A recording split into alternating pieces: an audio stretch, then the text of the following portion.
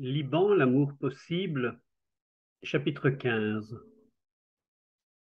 La paix durait encore aux premiers jours de mars, quoique fragile, comme une corde tendue à l'extrême. Bien qu'il n'y ait pas de guerre à proprement parler, presque chaque jour la radio faisait état d'enlèvements et d'assassinats. Quiconque possédait un fusil se sentait maintenant le droit de faire disparaître qui bon lui semblait, sans être inquiété. Dans la plaine de la Beka, un mouvement de dissidence se faisait jour au sein de l'armée sous contrôle musulman et Tyr et le Sud avaient rallié ce mouvement. Si l'armée se divise, avait dit Elias d'un air sombre, il n'y aura même plus un semblant d'ordre, ni de loi, et la folie pourra de nouveau se déchaîner. Les jeunes, cependant, continueraient à espérer et à remplir au maximum les heures de cette pseudo-paix, savourant avec intensité chaque minute de vie et de liberté qui leur était accordée. C'était si bon de marcher dans les rues, d'aller dans les magasins et de rendre visite à ses voisins, même si la banlieue que l'on habitait n'offrait au regard que des ruines, et si votre famille avait été décimée par la guerre. Le printemps s'épanouissait dans toute sa splendeur sur tout le pays. Les poutres tordues se couvraient de fleurs, les pâquerettes, les soucis et les liserons bleus faisaient de chaque tombe un jardin. Un soir, après son service à l'hôpital, Annie passa chez Lamia, mais ce fut avec un air grave, réprimant sa joie de la revoir, qu'il l'aborda, car elle portait encore ses vêtements de deuil. Il revenait rarement chez lui parce que l'hôpital où il travaillait se trouvait à l'ouest de la ville, et même en temps de paix, comme c'était le cas, personne ne se déplaçait d'est en ouest, ni dans le sens inverse, à moins d'y être obligé. En outre, l'hôpital était toujours plein. Mais pour une fois, Annie s'était aventurée à l'est et il se tenait maintenant dans la véranda avec Lamia, bavardant à la lueur des derniers rayons du jour. Ils avaient tant de choses à se dire. Ils firent enfin une petite pause et le visage rayonnant de la jeune fille devint grave. J'ai lu ta Bible, Annie, dit-elle simplement, et cette lecture m'a plu. J'ai aimé le passage où il est dit que Jésus a porté nos souffrances et nos péchés et qu'il est mort à notre place, mais c'est difficile, ne trouves-tu pas? Je veux dire que cela nous amène à penser que de notre côté, nous avons quelque chose à faire. C'est cela? Tu as bien compris.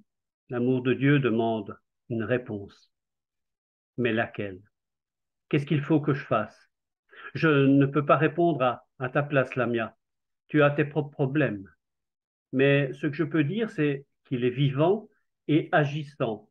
Et quand on l'accepte dans sa vie, tu sais, eh bien, je crois qu'il montre à chacun de nous, en particulier, le chemin à suivre pour répondre à son amour. Lamia, viens avec moi demain. Il y a une réunion chez l'homme dont je t'ai parlé, celui qui était avec nous dans l'abri. Je n'ai pas pu y aller depuis bien longtemps, mais il y a tout un groupe qui se réunit chez lui le samedi après-midi et ce n'est pas loin d'ici. De ce côté-là, les routes sont sans danger et nous serons rentrés pour le coucher du soleil. Je vais demander à mon père, fit Lamia, et elle changea de conversation, car elle se sentait comme entraînée par un courant très fort qui la poussait dans une direction qu'elle ne voulait pas suivre. Néanmoins, elle était curieuse de connaître cet homme qui avait apporté un tel changement chez Annie. De plus, elle était heureuse de sortir avec Annie par un bel après-midi de printemps, et peu importait l'endroit.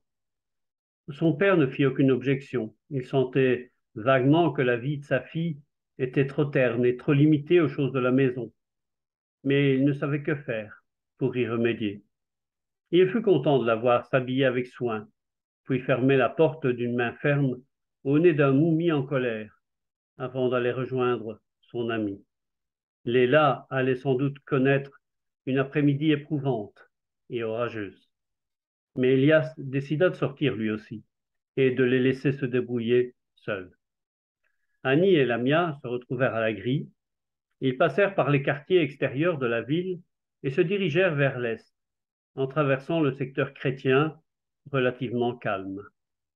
Ils marchèrent pendant près d'une demi-heure sans beaucoup parler, se laissant griser par le soleil, les fleurs printanières et la liberté toute simple d'aller ensemble quelque part, après tous ces mois de séparation et de claustration.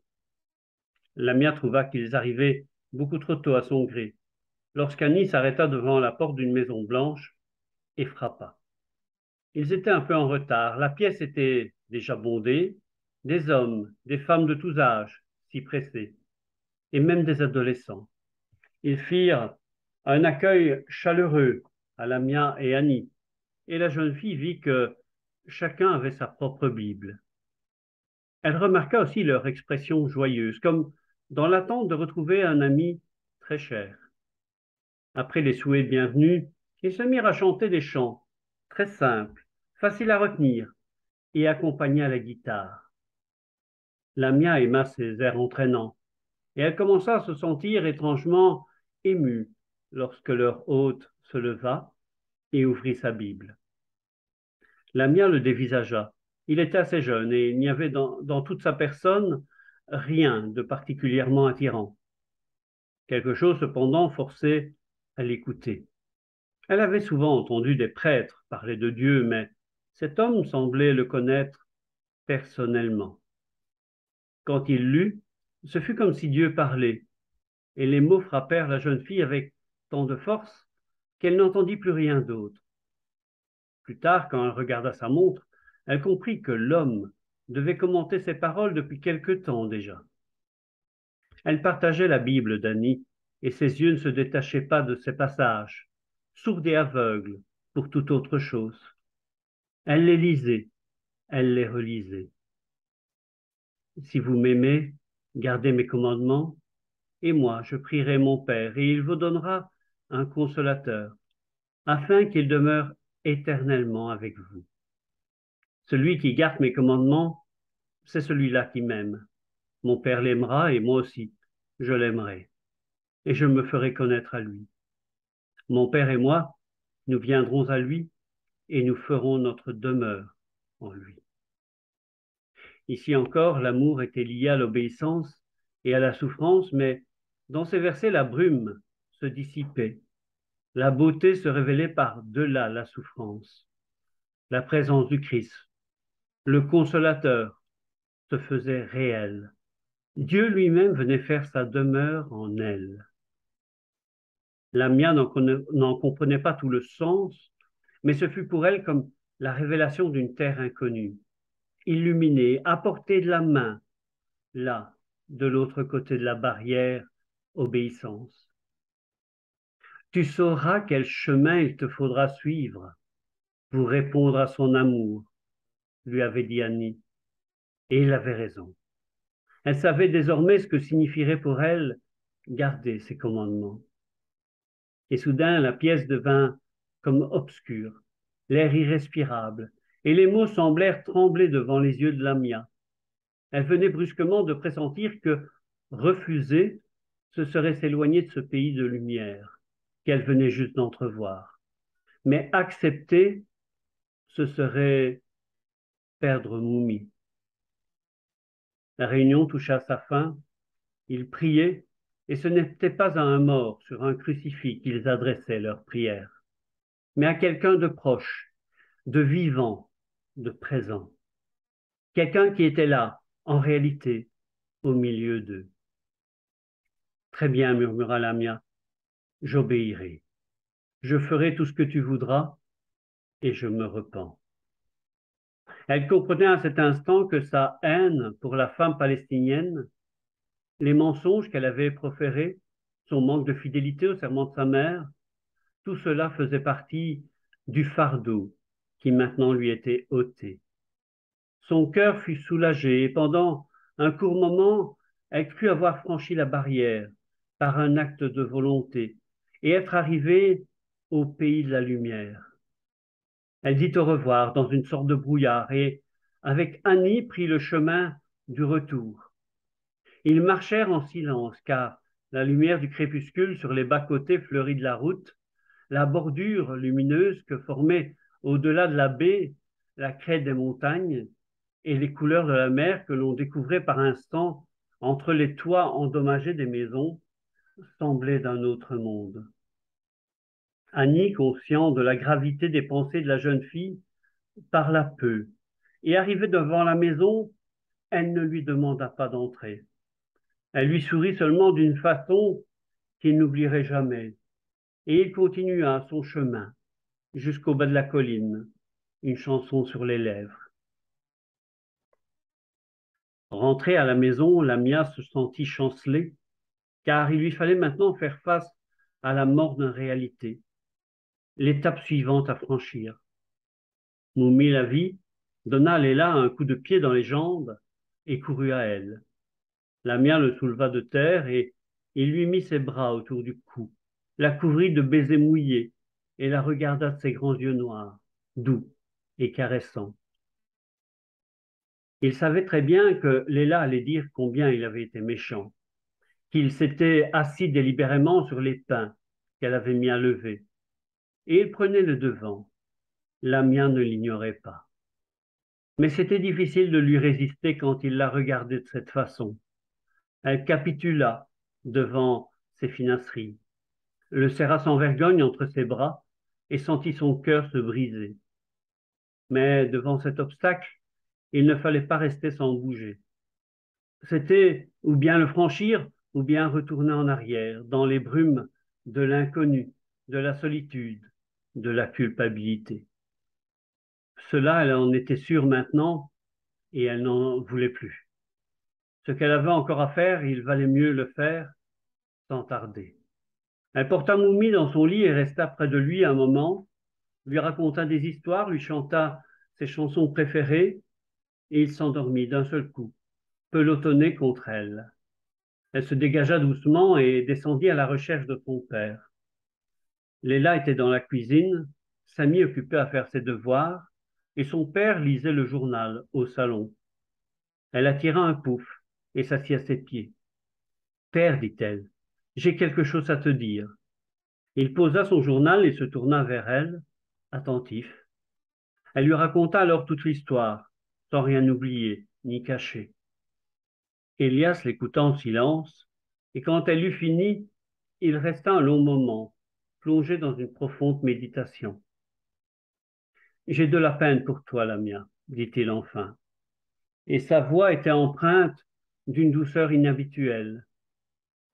Tu aimes cet enfant et moi aussi, mais nous ne pouvons pas le voler au sien. Et je crois comprendre que son père est vivant, ainsi que sa grand-mère. Et puis ce qui importe peut-être plus que tout, c'est le bien de Moumi. Le bien de Moumi.